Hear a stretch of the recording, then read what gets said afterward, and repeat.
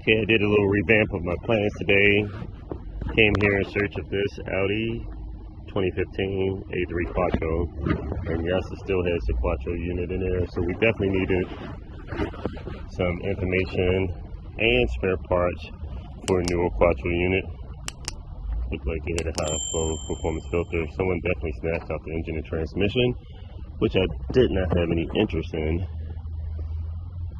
Drive shaft is still there, part of the prop shaft cut off, but my primary goal was to seek and possibly grab this rear diff case, and that way we can do some research on possible rear diffs to see what's available for this. Grabbing the throttle body off this BMW, as well as after I finish this, I'll grab the rear diff from out the Audi TT. But as far as this Beamer, 2006 BMW 750, huge throttle body, actually bigger than a lot of the 5.7 liter Hemi engines I've come across. Okay, I'll remove the exhaust and loosen up the shocks on each side. So, got the extra hangers for the exhaust, may come in handy. I'll loosen up the front cross member supports on both sides. So now I'm going to climb under and start loosening up the bolts for the primary rear subframe. Back under the car, about to loosen up the rear prop shaft. Back under the car, about to loosen up the bolts that connect the prop shaft to the rear diff. Have all the bolts loose. Prop shaft disconnected. Clip the wire for the rear diff control. So now it's just a matter of flipping in the brake lines and dragging this out.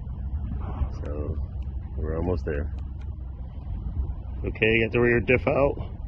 Strapped the seatbelt on it. So the last one that I took out of the Audi TT, I literally put it in the wheelbarrow and rolled it a quarter mile uphill. So that's not happening today. This little bulldozer right here, I'll see if he can grab it for me and scoop it up front.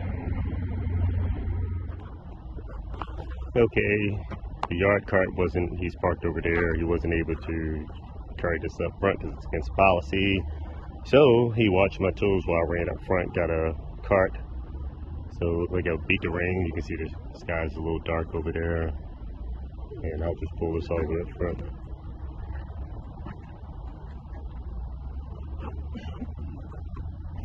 Okay, making some progress. Just pulled it all the way up the hill. It was all the way down there where that green dump still was at.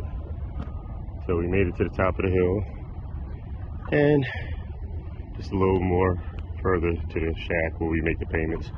This is uphill also, but this is a lot easier than the wheelbarrow. Tremendously easier.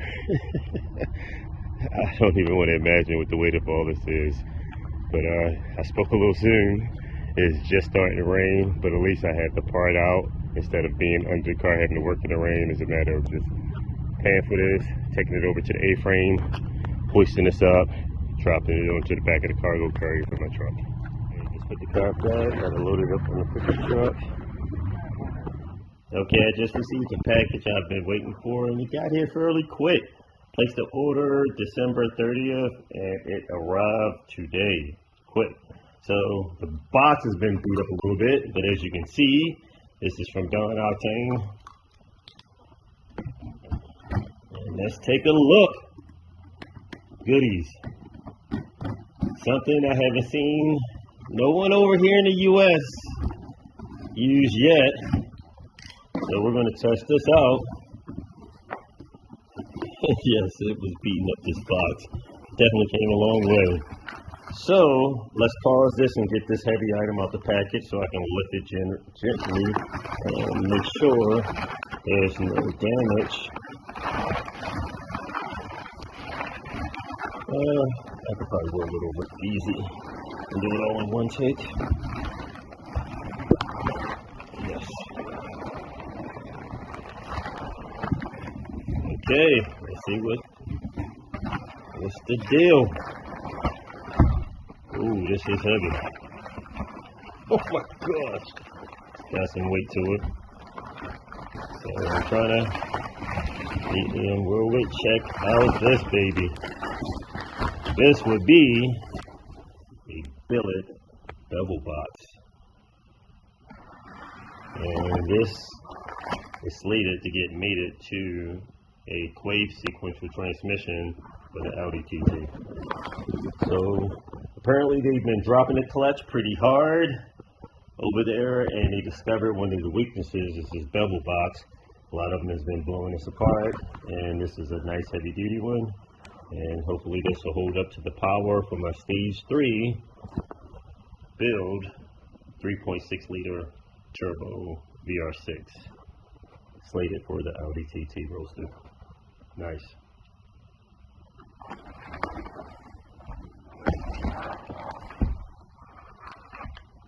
All bullet case. Sweet.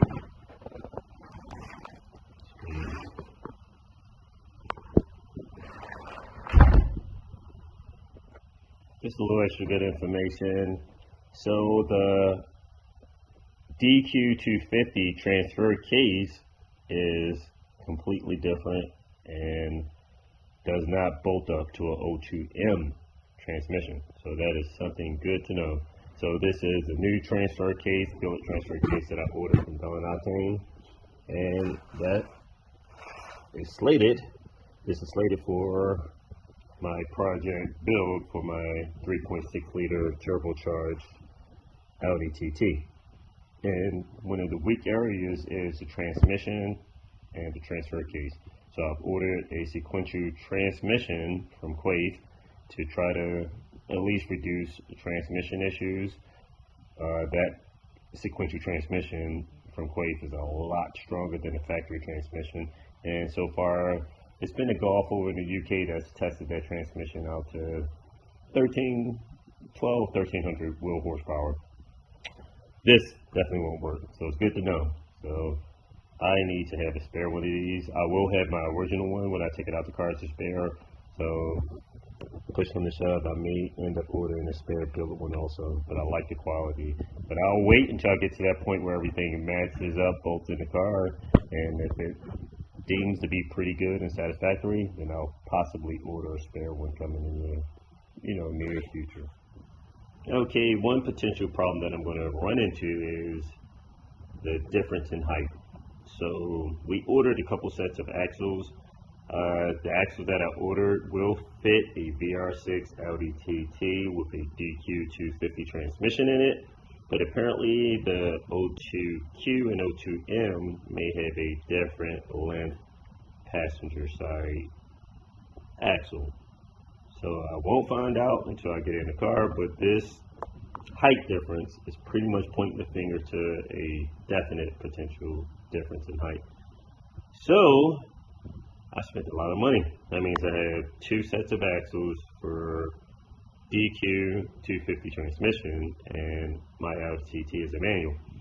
I can possibly order some spacers. They do sell spacers. We're looking at somewhere around 1.75 inch difference in height. So that's not too good at all. If it was a little less, it wouldn't be that bad, but we're looking at somewhere around 1.75 inches.